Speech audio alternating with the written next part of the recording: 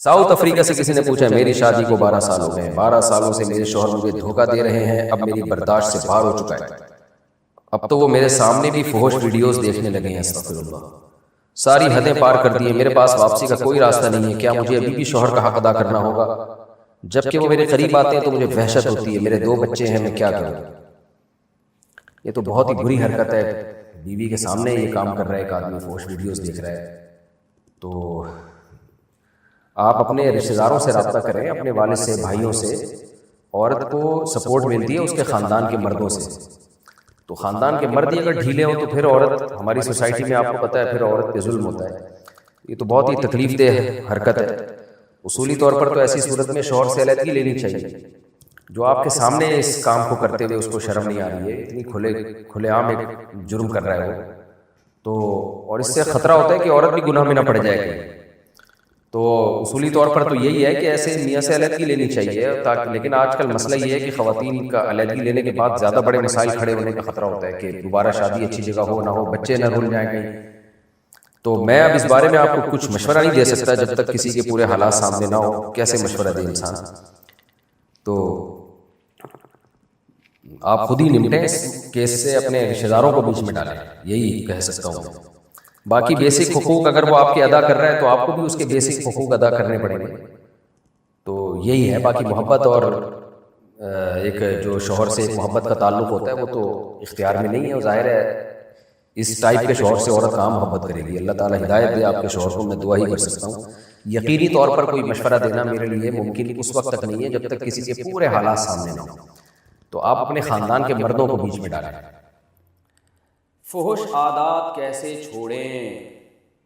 مجھے موبائل میں فحش چیزیں دیکھنے کی عادت پڑ گئی ہے، بہت چھوڑنے کی کوشش کی ہے مگر نہیں چھوٹ رہی۔ آپ سے درخواست ہے کہ کوئی حل بتائیں جس سے میں یہ برائی چھوڑ سکوں۔ میں عہد کرتا ہوں کہ آئندہ نہیں کروں گا مگر پھر گناہ ہو جاتا ہے، کیا اس طرح میری توبہ قبول ہوگی؟ 100 بار گر توبہ شکستی بازا، کہتے ہیں 100 دفعہ بھی اگر آپ نے گناہ کیا ہے تو آپ 100 دفعہ توبہ کریں۔ توبہ کا دروازہ موت تک کھلا ہوا ہے، آپ گناہ کر کر کے تھک سکتے ہیں، اللہ توبہ قبول کر کے نہیں تھکتا۔ شیطان کرتا ہی ہے کہ پہلے تو گناہ کرواتا ہے، پھر جب انسان توبہ کرتا ہے پھر گناہ کرواتا ہے، پھر توبہ کرتا ہے گناہ کرواتا ہے، تو پھر شیطان کیا کرتا ہے؟ آدمی کو مایوس کرتا ہے، تو کرتا ہی رہتا ہے، چھوڑ، توبہ سے کوئی فائدہ تو ہے نہیں۔ تو یہ شیطان کا دوسرا حملہ ہے۔ ایک حملہ وہ تھا جب اس نے گناہ کروایا تھا، ایک حملہ وہ ہے جب وہ توبہ سے آپ کو روک رہے ہیں۔ ہمارے ایک دوست تھے، بہت برائیوں میں مبتلا ہو گئے، کلاس فیلو تھے، تو میں ان کو لے گیا حضرت حکیم اختر صاحب رحمہ اللہ تعالیٰ سے بیعت کرا دی میں نے ان کو، تو ان کی شراب بھی چھوٹ گئی اور بھی برائیوں میں مبتلا تھے، چھوٹ گئے، لیکن پھر ان سے گناہ ہو گیا۔ پھر انہیں توبہ کی، 2-4 دفعہ گناہ ہوا، پھر توبہ کی، تو ایک دن مجھے ملے، کہنے لگے یار اب تو توبہ کرتے ہوئے شرم آ رہی ہے۔ تو میں نے اپنے شیخ کو بتایا کہ یہ کہہ رہے ہیں کہ توبہ کرتے ہوئے شرم آ رہی ہے، تو انہوں نے فرمایا کہ ان کو کہیں گے توبہ توڑتے ہوئے شرم آنی چاہیے، کرتے ہوئے تھوڑی آنی چاہیے۔ یعنی ان کو شرم اس پہ آ رہی تھی کہ یار بار بار گناہ کر کے توڑ دیتا ہوں، کس منہ سے توبہ کروں میں؟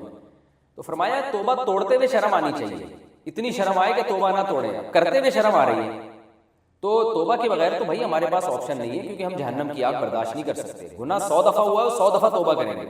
دیکھیں ایک آدمی کے پاس ایک ہی ڈریس ہے اور وہی ہر شادی میں اس کو وہی پہن کے جانا ہے اور جانا بھی صاف ستھرا ہو کے، تو وہ ڈریس اگر 100 دفعہ بھی میلا ہوگا تو آپ یہ سوچ کے اس کو دھونا نہیں چھوڑ دو کہ یار اتنی دفعہ میلا ہو چکا ہے، جب بھی دھوتا ہوں پھر میلا ہو جاتا ہے۔ بھائی جب بھی میلا ہوگا آپ کے پاس کوئی دوسرا ڈریس تو ہے نہیں، تو آپ کو اسی کو دھو کے جانا ہے۔ تو اب آپ کے پاس نہ کوئی اور اللہ ہے، نہ آپ کے پاس جہنم میں جانے کا کوئی آپشن ہے، تو اب اللہ بھی ایک ہی ہے، معاف کرنے والا بھی وہی ہے، اور آپ بھی شیطان کی باتوں میں آ کے بار بار گناہ کرتے ہیں۔ تو پہلا کام تو یہ کرنا ہے، 100 بار بھی دن میں تو گناہ ہوگا تو آپ نے 100 بار توبہ کرنی ہے، یہ اس کا عزم کریں، میں توبہ نہیں چھوڑوں گا انشاءاللہ، یہ آپ نے پکا عہد کرنا ہے۔ دوسری بات، توبہ کی تکمیل میں یہ ہے کہ گناہ چھوڑنے کے اسباب بھی اختیار کیے جائیں۔ یعنی توبہ تو کہتے ہیں کہ جو ہو چکا اس میں ندامت، فی الحال چھوڑ دیں اور آئندہ نہ کرنے کا عزم، پکا عہد کریں کہ آئندہ نہیں کروں گا، دل میں نیت بھی ہو کہ نہیں کروں گا۔ اور اس کے بعد پھر توبہ کی تکمیل یہ ہے، یعنی آپ نے سچی توبہ کی ہے یا نہیں کی، اس کی علامت ہے کہ آپ گناہ سے بچنے کے اسباب بھی اختیار کریں۔ مثال کے طور پر موبائل پر آپ کو فحش فلمیں دیکھنے کی عادت پڑ گئی ہے تو چھوڑ دیں موبائل، اینڈرائڈ کچھ دنوں کے لیے آپ سادہ موبائل رکھ لیں۔ لوگ کہتے ہیں اس کے بغیر گزارا نہیں ہے، تو جب موبائل نہیں تھا تو گزارا کیسے ہوتا تھا؟ کوئی پروگرام آپ نے علماء کا دیکھنا ہو تو اپنے کسی دوست سے 2 منٹ کے لیے ادھار لے لیں، یا اس کو بتا دیں یار مجھے دکھا دو۔ نہیں بھی ہوتا تو گناہ سے بچنا بہرحال پہلے ضروری ہے، تو ایک کام تو آپ نے یہ کرنا ہے، کچھ دن کے لیے موبائل چھوڑ دیں آپ۔ دوسرا کام یہ کرنا ہے کہ جب بھی گناہ آپ سے ہوگا، دوسرا کام آپ نے یہ کرنا ہے کہ وہ تمام چیزیں جو آپ کو گناہ کی طرف لے کر جاتی ہیں، کیونکہ انسان یہ چیزیں دیکھتا ہے تنہائی میں، تو تنہائی اختیار نہیں کرنی آپ نے۔ آپ اپنا سونے کا کمرہ ایسا رکھیں جہاں دوسرے بھی موجود ہوں، اور اس طرح کا کوئی انوائرمنٹ نہ ہو جو آپ بالکل تنہا اور بالکل اکیلے ہو جائیں۔ یہ بھی بہت خطرناک چیز ہے، اس سے انسان کی طبیعت گناہ کی طرف مائل ہوتی ہے۔ تیسری چیز، آپ نے اپنے آپ کو اتنا بزی کر دینا ہے فزیکل ایکٹیویٹیز میں کہ آپ جب شام کو سونے کے لیے لیٹیں تو بری طرح تھک چکے ہوں اور آپ کو بستر پہ میٹھی نیند آ جائے۔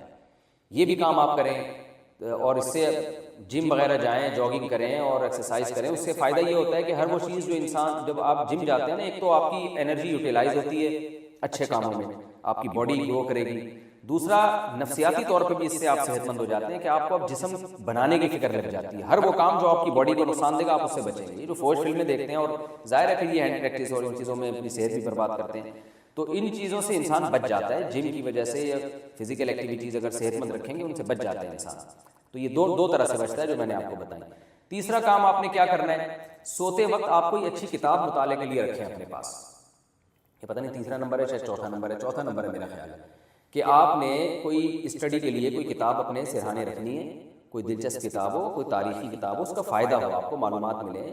تو سیرت کی کتاب پڑھ لیں، کوئی بھی دلچسپ کتاب ہو، کتاب پڑھتے پڑھتے آپ سو جائیں گے، آپ کو نوبت ہی نہیں آئے گی اس گندگی کی طرف جانے کی۔ پانچواں کام آپ نے یہ کرنا ہے کہ اگر آپ کنوارے چھڑے چھاٹ ہیں تو فوراً سے پہلے شادی کرنی ہے، اور کسی کی بھی نہیں سننی اس میں آپ نے۔ اگر آپ کو اللہ نے وسائل دی، آپ کو رشتہ مل سکتا ہے، تو کسی کی بھی نہ سنیں آپ۔ اور اس میں ماں باپ کی اطاعت بھی جائز نہیں ہے، بلکہ اللہ نے حکم دیا ہے کہ گناہ سے بچنے کا، اگر گناہ کا خطرہ ہو تو پھر تو نکاح واجب ہو جاتا ہے، فوراً سے پہلے آپ نکاح کریں۔ اور چھٹا کام آپ نے کیا کرنا ہے کہ کسی شیخ سے باقاعدہ اصلاحی تعلق بھی قائم کریں آپ۔ کوئی صحیح بزرگ ہوں جو سنت پر چلنے والے ہوں، بدعتی نہ ہوں، علم بھی ہو ان کے پاس۔ تو اگر آپ انڈیا سے ہیں تو اصلاحی تعلق قائم کریں ان سے، پاکستان سے ہیں یا عرب میں کہیں بھی ہیں تو ان کو بھی بتاتے رہیں، اپنے حالات لکھ کے دیں ان سے، تاکہ وہ بھی آپ سے گناہ چھڑوائیں۔ یہ بھی کام کریں۔ ساتواں کام آپ نے یہ کرنا ہے کہ آپ نے اپنی خواہش کو کم کرنے کے لیے روزے رکھیں، اگر ہمت اللہ نے دی، کثرت سے روزے رکھیں۔ یہ سارے پوائنٹ جتنے ہو سکیں اتنے تو کریں نا، اگر سارے نہیں ہو سکتے تو مایوس نہ ہو کہ یار مفتی صاحب نے اتنی ساری چیزیں بتا دی تو یہ تو ہو ہی نہیں سکتا، تو جتنے ہو سکتے ہیں اتنے کریں۔ آٹھواں کام آپ نے یہ کرنا ہے کہ جب بھی گناہ ہو آپ نے اپنے آپ کو سزا دینی ہے۔ وہ سزا 2-3 روزوں کی صورت میں بھی ہو سکتی ہے، صدقے کی صورت میں بھی ہو سکتی ہے۔ سزا نہ اتنی زیادہ ہو کہ دی نہ جائے اپنے آپ کو، نہ اتنی کم ہو کہ پتہ ہی نہ چلے۔ مثال کے طور پر آپ نے کہا میں سزا یہ ہے کہ میں 1 روپے صدقہ کروں گا، تو 1 روپے تو کرتے رہیں گے سارا دن، فوج چیزیں بھی دیکھتے رہیں گے، اور اتنی سخت سزا بھی نہ ہو کہ وہ اب آپ نے کہا 1 کروڑ روپے صدقہ کروں گا، وہ آپ کہہ رہے ہو یار کہاں سے 1 کروڑ روپے، تو اتنی ہو کہ دھچکا بھی لگے اور وہ سزا دی بھی جا سکے اپنے آپ کو۔ تو اس سے آہستہ آہستہ انشاءاللہ یہ برائی آہستہ آہستہ انشاءاللہ چھوٹے گی۔ اور پھر بھی وہ حضرت مرزوق رحمۃ اللہ علیہ کا شعر ہے کہ نہ چت کر سکے نفس کے پہلواں کو، تو یوں ہاتھ پاؤں بھی ڈھیلے نہ ڈالے۔ یعنی نفس کا جو پہلوا ہے نا، تیری اس سے کشتی ہے، شیطان سے اور نفس سے آپ کی کشتی ہے۔ تو وہ فرما رہے ہیں کہ اگر تم اس کو پٹخ کے گرا نہیں سکتے تو اب ایسا بھی نہیں ہونا چاہیے کہ ہاتھ پاؤں اس کے سامنے ڈھیلے ڈال دو اور بولو اب تو نے میرے ساتھ جتنا کھیلنا ہے کھیل لے، جو برائی مجھ سے کروانی ہے کروا لے۔ فرمایا ایسا بھی نہ کرو، رنگ میں اتر گئے، اب ساری زندگی کا پھڈا ہے شیطان سے اور نفس سے، لڑو، فائٹ کرو اس سے۔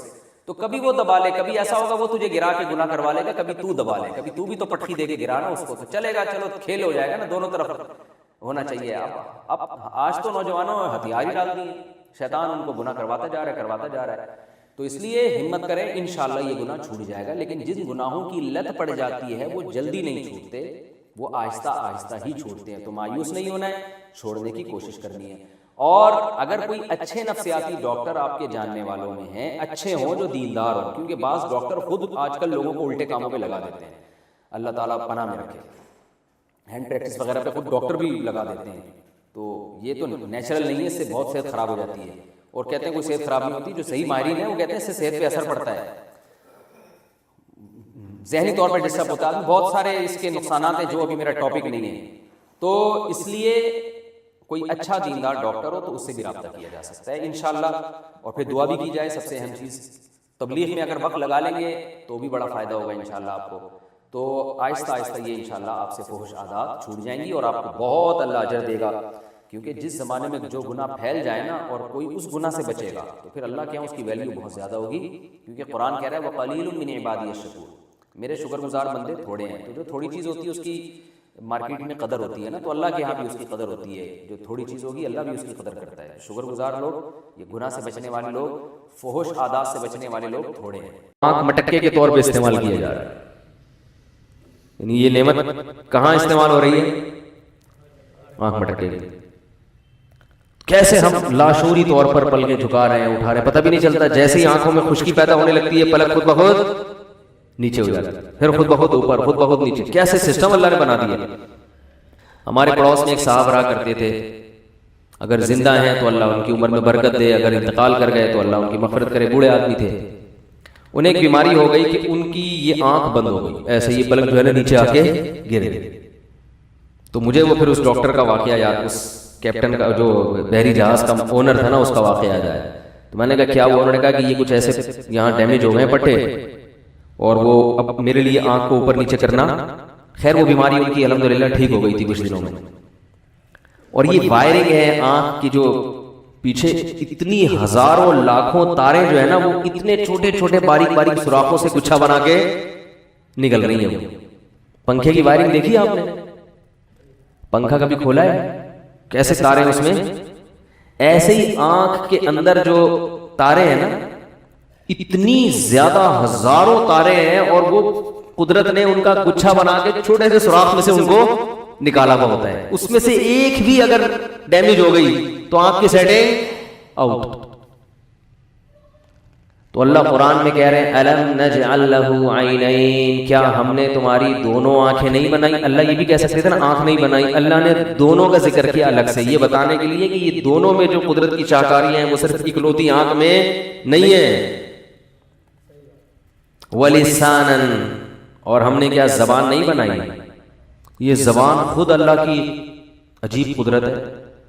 گوشت کا ذرا سا ٹکڑا ہے، دیکھو گوشت تو یہ بھی ہے، یہاں بھی ہے، کان میں بھی گوشت ہے، پورا جسم بھی گوشت سے بنا ہوا ہے نا، لیکن آپ پورے جسم پہ کوئی بھی چیز رکھیں تو صرف یہ بتائے گا کہ گرم ہے یا ٹھنڈا ہے، بس اس سے زیادہ رپورٹ پیش بولو بھائی نہیں کرے۔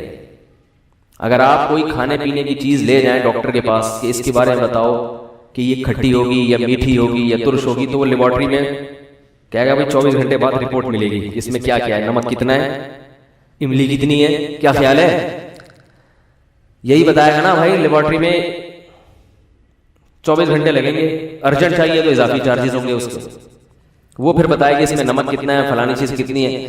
زبان پہ آپ نے رکھی اور زبان نے فوراً رپورٹ پیش کر کے آپ کو بتا دی، پڑھنے کی بھی ضرورت نہیں ہے، دماغ کو ڈائریکٹ اطلاع دے دے گی وہ، بھائی کھٹا ہے، میٹھا ہے، ترش ہے، کیا ہے یہ۔ کیسے عجیب اللہ نے، گوشت ہے، کاٹ کے دیکھو، قیمہ بنا دو، کچھ بھی نہیں نکلے گا اندر سے، کچھ بھی نہیں نکلے گا، جتنا مرضی کاٹتے چلے جاؤ گے کوئی اندر مشین دریافت نہیں ہوگی، کچھ بھی نہیں ہے، بس یہ لینگویج ہے، پکا کے کھا لو، ٹھیک ہے، لینگویج ہے پکا کے، اور اس سے زیادہ کوئی اوقات نہیں ہے۔ لیکن عجیب سسٹم اللہ نے لگا دیا کہ کچھ ٹپکاؤ زبان پہ، فوراً رپورٹ پیش کر کے، کہاں کس کو بتائے گی، دماغ کو رپورٹ پیش کر دی، یہ ہے جی، یہ ہے۔ لیکن زبان یہ نہیں بتائے گی کہ اس کی خوشبو کیسی ہے اور اس کی بدبو کیسی ہے، وہ کون بتائے گا؟ ناک، ٹھیک ہے نا۔ ذرا سا قریب لے کے آؤ، فوراً رپورٹ پیش ہو جائے گی، اوریجنل عود ہے یا 2 نمبر ہے، ایسا ہی ہوتا ہے نا، کیونکہ 2 نمبر عود بہت بک رہی ہے آج کل مارکیٹ میں، تو فوراً پیش کرے گی، بدبو ہے۔ کان کیا کر رہے ہیں؟ اتنا حساس پردہ کان پہ لگا ہوا ہے کہ آپ یہ سسٹم دیکھو کہ جب ہم بات کرتے ہیں تو لہریں نکلتی ہیں نا، ایسے ایسے کر کے جا رہی ہوتی، یوں یوں یوں کر کے جا رہی ہوتی، جتنی خوبصورت آواز ہوگی ان لہروں میں اتنا زیادہ اسی حساب سے ہوتی ہے، بھدی آواز یوں کر کے جا رہی ہوگی، جیسے کرنٹ نہیں چھوڑ دیا کسی نے، تو یہ لہریں جا کے ٹکراتی ہیں کہاں؟ کان پہ۔ کان ان لہروں کو پڑھتا ہے، کان کیا کرتا ہے؟ ان لہروں کو پڑھتا ہے۔ اور ایک الگ قسم کی لہروں میں تبدیل کر دیتا ہے اس کو، یعنی اس کو چینج کر دیتا ہے. یہ جو آج کل ہم فون استعمال کر رہے ہیں نا، جو یہاں سے امریکہ آپ کی باتیں، یہ وہی لہریں ہیں جو ریڈیائی لہروں میں تبدیل ہو کے پوری دنیا میں جا رہی ہیں. تو کان بھی یہ عمل کرتا ہے، ان لہروں کو چینج کر کے دماغ کو رپورٹ پیش کرتا ہے کہ کیا ہے یعنی یہ کس قسم کی آواز نکل رہی ہے، کتنی جلدی یہ کام ہو رہا ہے. کوئی انگلش بول رہا ہے، کوئی پشتو بول رہا ہے، کوئی پنجابی بول رہا ہے، کوئی اردو بول رہا ہے، کوئی گانا گا رہا ہے، کوئی تلاوت کر رہا ہے، کوئی نعت پڑھ رہا ہے، کوئی اونچی آواز سے، کوئی نیچی آواز سے. ساری رپورٹیں سیکنڈوں کے اندر ادھر بات ہو رہی ہے اور ادھر رپورٹیں پیش ہو رہی ہیں دماغ. لیکن کان کو چیر پھاڑ کے دیکھو تو اندر کوئی پیچیدہ مشینیں آپ کو نظر نہیں آئیں گی. ایک معمولی سی کیا ہوگی، جھلی. اتنا باریک پردہ کہ اگر کان میں کوئی حادثہ ہو تو سب سے پہلے وہ پردہ ڈیمیج ہوتا ہے. اتنا باریک پردہ لگا دیا اللہ نے. وہ پردہ پھٹ جائے تو پھر آرٹیفیشل کام کرتے ہیں نا ڈاکٹر، وہ لگا دیتے ہیں ایک، یعنی جس کی سنائی کم دے تو ایک آلہ لگا دیتے ہیں. وہ مصنوعی آلہ بڑی مصیبت بن جاتا ہے. اس کی اگر آپ نے آواز بڑھا دی تو آپ ذرا سا بولیں گے، وہ بولے گا بھائی ذرا آہستہ بات کرو. ہمارے ایک رشتہ دار تھے، اللہ تعالیٰ ان کو صحت دے، وہ اونچا سنتے تھے تو انہوں نے وہ لگا لیا آلہ. جب وہ آلہ لگایا تو غلطی سے بٹن کیا ہو گیا، والیوم تیز ہو گیا. تو اب کوئی بڑی تمیز سے بھی بات کر رہا ہے تو ان کو ایسے لگتا تھا بہت زیادہ چیخ و پکار مچائی گئی. تو وہ سارا دن نا بچے ایڈجسٹ ہی کرتے رہتے تھے. اب تھوڑا کم ہو گیا، تھوڑا زیادہ ہو گیا، یہ ہو گیا. انہوں نے نکال کے باہر پھینک دیا. انہوں نے کہا بہرے ہی ٹھیک ہے بھائی، کچھ سنائی نہ دے یہ بہتر ہے اس سے کہ سب کچھ سنائی دینے لگے. یعنی جو چیزیں سننے کی نہیں تھیں وہ بھی سنائی دینے لگے. اب دیکھو اللہ تعالیٰ کا نظام دیکھو کتنا زبردست ہے کہ اللہ تعالیٰ نے انسان کو جو حواس دی ہے نا، وہ سارے حواس ایک ساتھ خراب ہونا شروع ہوتے ہیں. یہ بھی بڑی حکمت ہے. آپ کو اللہ نے ٹیلی فون بھی دیا گھر میں فون سننے کے لیے، کیا خیال ہے؟ بولنے کے لیے مائک بھی دیا، ایسا ہی ہے نا. سننے کے لیے ہینڈ فری بھی ہے. تو آپ کے گھر میں ایک چیز خراب ہوگی تو ضروری نہیں کہ دوسری بھی خراب ہو جائے. بھائی اگر مائک خراب ہو گیا تو ضروری تھوڑی کہ ہینڈ فری بھی خراب ہو جائے، ہیڈ فون بھی خراب ہو. ہیڈ فون خراب ہو گیا تو ضروری نہیں کہ ٹیلی فون خراب ہو. لیکن اللہ نے جو ہمیں آلات دیے ہیں نا، سونگنے کے، چکھنے کے، سننے کے، دیکھنے کے، یہ سب ایک ساتھ آہستہ آہستہ خراب ہونا شروع ہوتے ہیں. اس میں بڑی حکمت ہے. اس لیے کہ جیسے جیسے آپ بوڑھے ہوتے ہو آپ کے اعصاب ہو گئے کمزور، برداشت کی قوت کیا ہو گئی، کمزور. اب کانوں کی سماعت اللہ کم کر دیتے ہیں، کیونکہ اب اگر سب کچھ سنائی دینے لگا تو برداشت نہیں ہوگا. ٹھیک ہے نا. اب بہتر یہی ہے کہ بہت ساری چیزیں سنائی نہ دے، دنیا کا پتہ ہی نہ ہو کہ کیا ہو رہا ہے. کیونکہ جب جوان تھے تو بہت کچھ سن کے برداشت کر لیتے تھے. اب اگر سب کچھ پتہ چل گیا نا گھر میں کون کس سے کیا بات کر رہا ہے اور آپ کے بارے میں کیا باتیں ہو رہی ہیں مارکیٹ میں، تو آپ اب برداشت بولو بھائی نہیں. اس لیے اللہ کہتے ہیں بہت کچھ، تبھی دیکھو گھر میں بوڑھے بیٹھے ہوتے ہیں، بہت کچھ باتیں ان کو بیچاروں کو پتہ نہیں چلتا. اگر سب پتہ چل جائے تو وہ تو بیچارے سارا دن غصے میں ہی غصہ ہوتے رہیں گے. اللہ بینائی بھی کیا کر دیتے ہیں، کم. کیونکہ اب سب اگر نظر آنا شروع ہو جائے تو برداشت بولو بھائی نہیں ہو.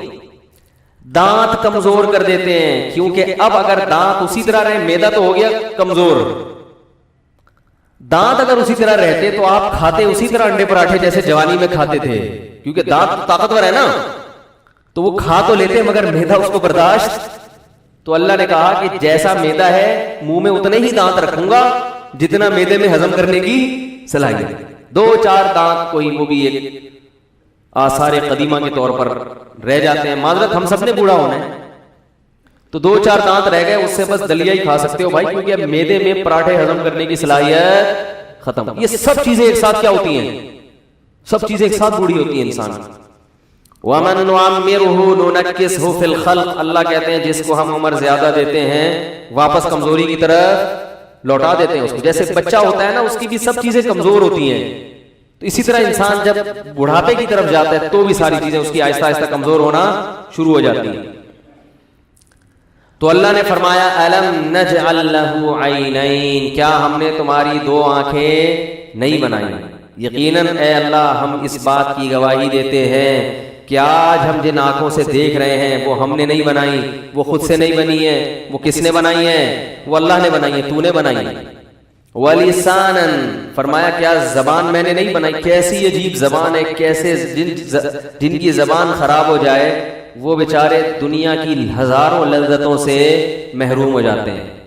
یہ زبان بولنے کا کام بھی کرتی ہے، کتنا عجیب کام ہے، بولنا اور کھانا الگ الگ کام ہے نا۔ تھوڑی سی زبان کو حرکت دیں گے، دائیں بائیں گھمائیں گے، الفاظ کیسے آٹومیٹک نکلنا شروع ہوتے ہیں، کیسے۔ یہ دانتوں اور زبان کا کھیل ہے سارا۔ قاری کے پاس کبھی بیٹھے نا تو وہ قاری لوگ پڑھا رہے ہوتے ہیں، بولو ہا کہتے ہیں نا، ایک قاری صاحب بچے کو کہہ رہے تھے بولو ہا، بچے سے ہا نکل رہا ہے، تو قاری صاحب نے کہا حلوے والی ہا، حلوے والی ہا، حلق سے نکالو حلوہ، تو بچہ پھر کہہ رہا ہے حلوہ، پھر قاری صاحب کہتے ہیں حلق سے نکالو حلوہ، تو بچے کی ماں کہتی ہے بچے کے حلق سے نہ نکلوائیں، میں بنا کے لے آتی ہوں، بچے کے حلق سے حلوہ نہ نکلوائیں، قاری صاحب میں آپ کو بنا کے کھلا دیتی ہوں۔ تو یہ کیسے، ایک چھوٹی سی بات ہے، معذرت قاری حضرات کو کہیں تکلیف نہ ہو، میں نے دیکھا ہے مدرسوں میں جو بچے پڑھ رہے ہوتے ہیں ان میں بعض قاری، سب نہیں بلکہ اگر یوں کہو بہت سے قاری، بعض تو چھوٹا لفظ ہے، بہت سے قاری بچوں سے بہت زیادہ چکھواتے ہیں۔ یہ صحیح نہیں ہے، اس سے بچے کے دماغ پہ بھی اثر پڑتا ہے، اس کی صحت پہ بھی۔ کئی بچے جنہوں نے قرآن حفظ کیا، میں نے ان کو دیکھا اپنی آنکھوں سے، ان کی آواز ہمیشہ کے لیے خراب ہو گئی، ہمیشہ کے لیے گلا خراب ہو گیا، بیٹھ گئے، چکھوا چکھوا کے جو گلے کے جو وہ دو نکلے ہوئے ہوتے ہیں نا، کیا کہتے ہیں اس کو یار، نہیں وہ سائنسی لفظ ہے اس کا میرے ذہن سے نکل گیا، بال جو بھی ہے وہ خراب ہو جاتے ہیں ہمیشہ کے لیے، اور بچے کا گلا ہمیشہ کے لیے، پوری زندگی کے لیے آواز کا بیڑا غرق ہو جاتا ہے اس کا۔ دوسرا گڑبڑ یہ کرتے ہیں، ہلواتے بہت ہیں، یوں یوں یوں یوں، ذرا سا پڑھ رہا ہوں ہل زیادہ رہا ہے، پڑھنے پہ توجہ، بس وہ کہتے ہیں ہلتے رہو بیٹھ۔ تو یہ غلط ہے۔ آپ جب بچے کو قاری صاحبان کو چاہیے بچے کو زیادہ، ہم نے بھی پڑھا ہے اپنے استاذوں سے، کوئی اتنا نہیں، نارملی جیسے پڑھتے ہیں جیسے آواز ہے ویسے پڑھو۔ بچوں کے گلوں کا بیڑا غرق کر دیا، کوئی پوچھنے والا ہی نہیں۔ تو یہ والدین کی ذمہ داری ہے کہ اگر بچے کا گلا بیٹھنا شروع ہو گیا نا قرآن پڑھتے ہوئے، حفظ کرتے ہوئے، تو وہ اس کے استاد سے جا کے پوچھیں کہ بھئی آپ بہت زیادہ چکھوا تو نہیں رہے ہیں؟ اگر چکھوا رہے ہیں تو ہمیں وہاں سے اس کو پہلے سمجھائیں کہ آپ نارملی پڑھائیں، اس کو چیک بھی کریں جا کے، نہیں ہو تو بچے کی زندگی برباد، کیونکہ آواز اللہ کی نعمتوں میں سے ایک بہت بڑی نعمت ہے۔ رسول اللہ صلی اللہ علیہ وسلم نے ایک دفعہ سفر میں والتین والزیتون کی تلاوت فرمائی، صحابہ کہتے ہیں اتنی خوبصورت تلاوت اور اتنی بہترین آواز ہم نے کبھی نہیں سنی تھی۔ تو اللہ تعالیٰ نے ہمارے نبی صلی اللہ علیہ وسلم کو بہترین آواز بھی دی تھی، تو آواز بھی اللہ کی نعمتوں میں سے ایک نعمت ہے، اس کا انسان پہ اثر پڑتا ہے۔ آواز ہی بچے کی بیٹھ گئی، کہیں بھی بات کرے گا جا کے تو وہ سننے والے کو کیا ہوگی، اس سے تکلیف ہوتی ہے، وہ نہیں۔ جیسے اچھی آواز سننے میں انسان کو سکون ملتا ہے، تو کرخت آواز سننے میں انسان بے سکون بھی ہوتا ہے۔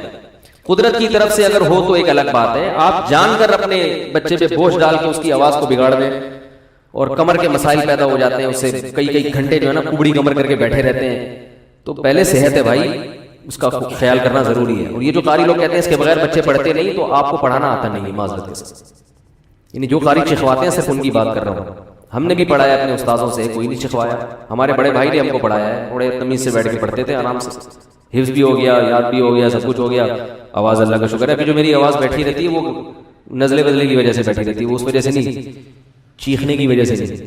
اور جب انسان جوان ہو جاتا ہے پھر چیخے، بیوی بھی چیخے،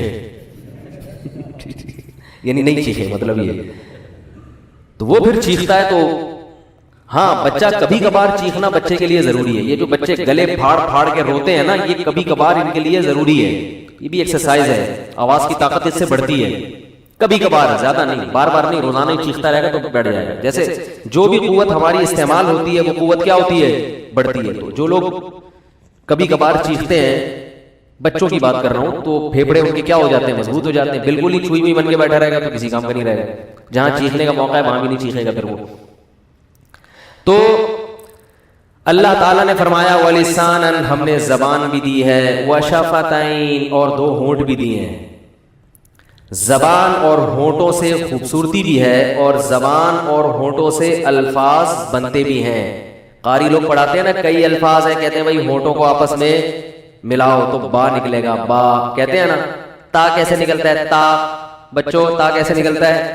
سکھا رہے ہو؟ آپ کو نہیں کہہ رہے بچوں، سکھا رہے ہوتے ہیں نا تا، تو بھائی زبان کو دانت کے سا کیسے نکلے گا؟ زبان کے کنارے کو جو اگلے 2 دانت ہیں ثنایا، ان کے کنارے سے ٹچ کریں، سا نکلے گا۔ اب اگلے کی دانت ہی نہیں ہے، کنارہ ہی نہیں ہے، تو وہ سا قیامت آ جائے گی، وہ سا کے علاوہ سب کچھ نکلے گا، سا نہیں نکلے گا اس سے، کیونکہ جو مخرج ہے جہاں سے سا نکلتا ہے وہ جگہ ہی نہیں ہے۔ کیا خیال ہے بھائی؟ وہ جگہ، ہمارے محلے میں ایک صاحب رہا کرتے تھے، ان کی کسی حادثے میں دانت ٹوٹ گیا یا کیا ہوا، تو جیسے ہی نماز کھڑی ہوتی ہے بسم اللہ۔ میں نے ان سے کہا حضرت یہ بسم اللہ ہوتا ہے، بسم اللہ نہیں ہوتا۔ انہوں نے کہا بس کے لیے جو سین کی جو جہاں سے سین نکلتا ہے وہ میرے پاس وہ جگہ نہیں ہے، وہ اس وقت اویلیبل نہیں۔ تو الفاظ پورے پورے صحیح نکل جائیں، اس میں زبان، دانت، اور یہ ہمارے منہ کا اقصا حلق اور وسط حلق، جیسے یہ قاری لوگ، یہ تو قاری بتاتے ہیں، تو ہر زبان میں ہوتا ہے نا، ہر زبان میں ہے کہ کچھ الفاظ حلق سے نکلیں گے، کچھ حلق کے درمیان سے نکلیں گے، ٹھیک ہے نا، تو کچھ ہونٹوں کو دبا کے نکلیں گے۔ زبان ہے دانتوں سے ٹچ ہو رہی ہے، ہونٹ یہ ایسے گھومتے پھرتے پورا ایک پورے جملے نکل رہے ہیں، اور پوری تقریریں ہو رہی ہیں، اور انسان کے دل میں جو خیالات ہیں ان خیالات کو وہ دوسروں تک پہنچا رہا ہے۔ صرف اتنا سا کھیل ہے یہ، اور اللہ ان چیزوں سے اور بھی کام لے رہے ہیں۔ وہی زبان چکھنے کا کام بھی دے رہی ہے، اور وہی دانت الفاظ نکالنے کے ساتھ ساتھ چبانے کا کام بھی، باتیں چبانی ہو یا روٹی چبانی ہو، دونوں کام کس سے ہو رہے ہیں؟ دانتوں سے ہو رہے ہیں۔ کتنی بڑی نعمت ہے اللہ کی۔ اصل بات یہ ہے کہ جب تک نعمتیں موجود ہوتی ہیں انسان اس کی قدر نہیں کرتا، چھنتی ہیں تو روتا ہے۔ تو اللہ نے یہ اتنی ساری نعمتیں بیان کر کے انسان کے باور کرائیں، یہ میں نے کیا، یہ میں نے، اور بھی ہے، اس 3 نعمتیں بیان کی اللہ نے۔ عینین، 2 آنکھیں، لسان و شفتین، زبان اور 2 ہونٹ، اور آگے بتایا اس کے بعد میں نے تجھے امتحان میں ڈال دیا کہ شکر گزار بنتا ہے یا نہ شکر۔ اس لیے آگے فرمایا وَهَدَيْنَاهُ النَّجْدَيْنِ، 2 راستے دکھا دیے، غلط اور ایک صحیح۔ جو صحیح راستہ ہے اللہ نے فرمایا وہ ہے گھاٹیوں والا راستہ۔ وہ کیا ہے؟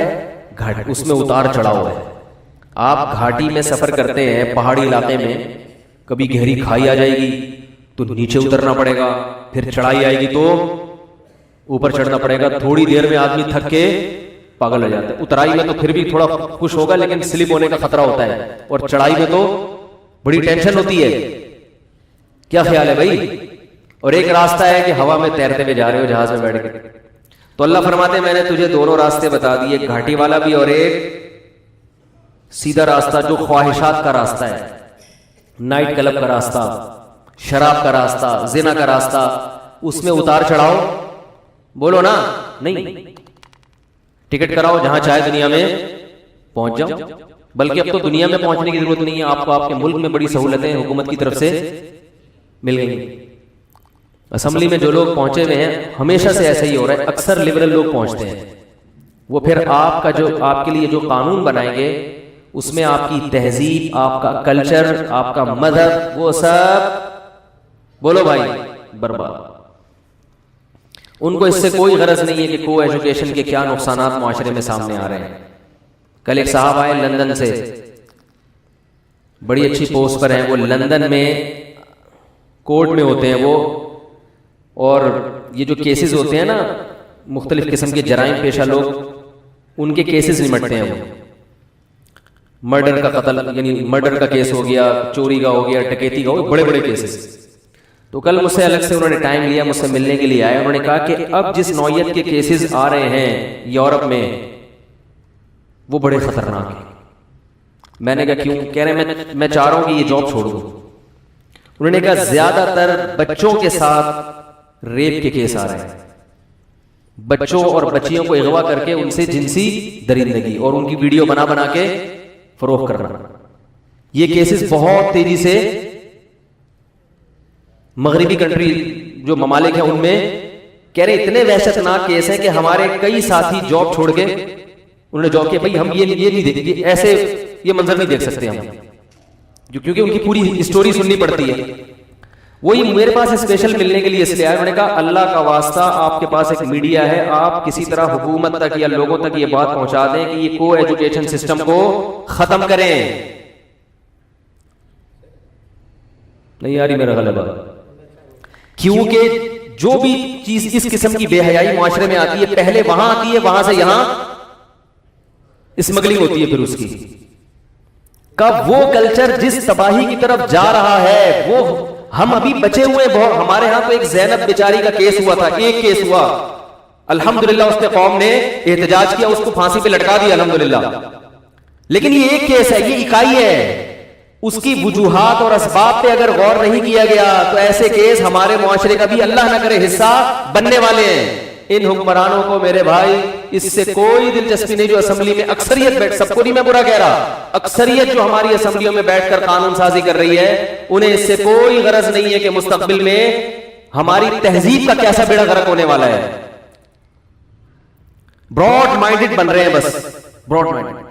اسکولوں میں جو لڑکیاں ہیں، بچیوں کا ڈریس آپ دیکھیں مختصر ہوتا چلا جا رہا ہے، سیکس کی تعلیم ان کو، اس پہ بات ہو رہی ہے، بچیوں کو یہ چیزیں جنسیات پڑھائی جائیں۔ اللہ نے ہر چیز کا ایک ٹائم رکھا ہے، ہر چیز ایک وقت پر اچھی لگتی ہے، وقت سے پہلے آپ کوئی چیز کسی کو سکھانا شروع کر دیں تو وہ صلاحیت نہیں ہے، معاشرے میں کیا پھیلے گی؟ بے حیائی پھیلے گی۔ ہر چیز کا اللہ نے ایک ٹائم رکھا ہے۔ جس طرح سے اسکولوں میں بے حیائی پھیلائی جا رہی ہے، بچیوں کے لباس دیکھیں، صبح موسیقی، ادھر لڑکی کھڑی ہے ادھر لڑکا کھڑا ہے، اور پھر براڈ مائنڈڈ بنتے ہیں کہ کچھ نہیں ہوتا، اتنا زیادہ چھوئی ہوئی بننے کی ضرورت نہیں ہے۔ بہت سے لوگوں کی یہ بھی رائے ہے کہ معاشرے میں جب کھلی چھوٹ دے دی جائے گی تو لوگ ان چیزوں کے عادی ہو جائیں گے، پھر کوئی حرکت نہیں کرے گا۔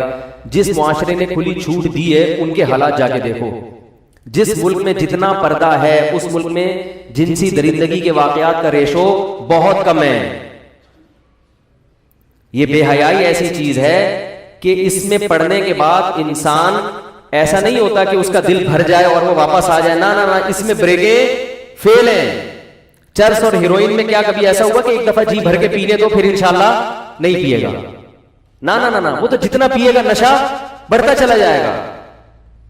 جو بے حیائی کی طرف جاتا ہے، آج وہ چھوٹے گناہ کر رہا ہے تو ایسا نہیں گناہ سے دل بھر جائے بڑے کی طرف نہ جائے۔ کتنے لوگ زنا سے بچنے کے لیے دوسرے چھوٹے درجے کے گناہوں کی طرف آتے ہیں مگر وہ زنا سے بچ نہیں پاتے، وہ چھوٹا گناہ ان کو بڑے گناہ کی طرف لے کے جاتا ہے لازمی۔ بچتا وہی ہے جو اپنے دامن کو یعنی مکمل بچا کے جو رکھے گا وہی بچتا ہے۔ تو میں حیران ہوا، انہوں نے کہا کہ اللہ کا واسطہ آپ تھوڑا سا بتائیں، کچھ ایوان بالا کی طرف اپنی آواز پہنچائیں کہ یہ کو ایجوکیشن سسٹم کو بولو بھائی ختم کریں۔ یہ لڑکوں کو جنسی درندے بنا رہے ہیں اسکول، اور یہ ایسی خبروں کو اسکول چھپا دیتے ہیں۔ چھپانی بھی چاہیے، میں یہ نہیں کہہ رہا کہ بتانی چاہیے، اس سے تو اور بے حیائی پھیلتی ہے، لیکن جتنے واقعات ہو رہے ہیں اتنے لوگوں کو پتا نہیں چلتے، اور ہمارے ملک میں تو کم واقعات ہیں، وہاں تو بہت ہیں۔ تو یہ چیز وہاں ہے تو آہستہ آہستہ ہمارے ملک میں بھی آنا شروع ہو جائے گی۔ اس لیے جو اللہ نے قرآن مجید میں کہا نا، ہمارے لیے وہ حرف آخر ہے۔ قل للمؤمن یا ایھا النبی قل لازواجک وبناتک ونساء المؤمنین یدنین علیہن من جلابیبہن، اے نبی اپنی بیویوں سے، اپنی بیٹیوں سے اور عام مسلمان عورتوں سے کہہ دیں کہ جب وہ گھر سے باہر نکلیں تو اپنی چادر، اپنا پردہ اپنے اوپر لٹکا لیا۔ ختم ہو گئی بات۔ اسی کلچر کو فالو کرنا ہے تو میرے بھائی پھر پورے انگریز بن جاؤ۔ اس میں کیا ہے، جمعے کی نماز بولو نا نہیں ہوتی، وہ لوگ نہیں قائل جمعے ہفتہ اتوار ہوتا ہے انجوائے کرو، وہ جمعے کے قائل نہیں ہے۔ عجیب سا بنا ہوا ہے مسلمان، نہ ادھر کا نہ ادھر کا، مسجد میں آئے گا ٹوپی رکھ کے، عید کے دن دیکھتے ہیں ہم لوگوں کو شلوار قمیص کے لیے عید کی نماز پڑھنے آئیں گے بڑی تمیز سے, ایسے لگے گا ان سے بڑے بزرگ دنیا میں کوئی پیدا ہوا ہی نہیں. دلہے ہوں گے نہائے دھو کے, سرمے بھی بعض لوگ لگا لیتے ہیں اس سر پہ, وہ بڑا تیار شہر نماز رو کے عید میں دعائیں مانگ رہا ہوگا. اس کے بعد فلم دیکھنے دوستوں کے ساتھ پینٹ شرٹ پہن کے فوراً اسٹائل کیا ہو جائے گا, جا رہے ہیں. تو پتہ ہی نہیں چلتا یہ ہے کیا. اسلام ماڈرنزم کے خلاف نہیں ہے, یاد رکھو. یہ بہت بڑی ایک مصیبت ہمارے معاشرے میں کھڑی ہو. ہم سمجھتے ہیں کہ اگر ہم دین پہ چلے تو ہم بہت زیادہ پیچھے ہو جائیں گے. بچی کو آپ اگر ایسے اسکول میں پڑھا دیں جہاں ذرا تہذیب سکھائی جاتی ہے, ذرا پردے کا ماحول ہے, تو کیا ترقی میں پیچھے اس کا یعنی پردہ کر کے ترقی سے کیا تعلق ہے اس کا بھائی. وہ خود بھی محفوظ ہو جائے گی, اور جو لڑکے ہیں جو اس کو دیکھ کے ہوس کی نگاہوں سے دیکھتے ہیں ان کی نگاہیں بھی کیا ہو جائیں گی, محفوظ ہو جائیں گی. بس لبرل بننے کا شوق ہے. ہمارے بزرگوں نے اس بات کی بھی بہت احتیاط کی ہے کہ کسی نو عمر لڑکے کو بھی بڑی عمر کے لڑکوں سے فری ہونے کی اجازت, بولو بھائی, نہ دی جائے. اتنا براڈ مائنڈڈ بننے کی ضرورت نہیں ہے. میں دیکھتا ہوں یہاں بعض لوگ اپنے بچوں کو لے کر آتے ہیں, وہ چھوڑ دیتے ہیں بچہ کبھی ادھر جا کے چمٹ رہا ہے, کبھی اس کی گود میں جا کے بیٹھ رہے ہیں, وہ فکر ہی نہیں ہوتی. میں کہتا ہوں کیوں ایسے کہنے, تو سارے نمازی ہیں. احتیاط بہرحال کیا ہے, کیا اس زمانے میں بچوں کے ساتھ برائیاں نہیں ہوتی کیا؟ کیا آپ اتنے نیک بن گئے ہو کہ آپ بالکل آنکھیں بند کر کے بیٹھ گئے ہو کہ دنیا میں کچھ ہو ہی نہیں رہا, سب صحیح ہو رہا ہے؟ ہم نے اپنے بڑے علماء کو, بزرگوں کو دیکھا ہے کہ اپنے بچوں کو بڑوں کے ساتھ کھیلنے نہیں دیتے. قرآن نے کہا ہے کہ بستر الگ کر دو, حدیث میں آتا ہے کہ بستر کیا کر دو, الگ کر دو. علماء نے یہاں تک بیان کیا ہے کہ بچہ جب 10 سال کا ہو جائے تو وہ اپنی بہن کے ساتھ ایک بستر پہ, بولو نا, نہیں سو سکتا, اجازت نہیں ہے سونے کی, الگ کرو اس کا بستر. جب بہن کے ساتھ نہیں سو سکتا تو گرل فرینڈ کے ساتھ کیسے گھوم سکتا ہے بھائی؟ سگی بہن کے ساتھ جب اتنا فری ہونے کی اجازت نہیں ہے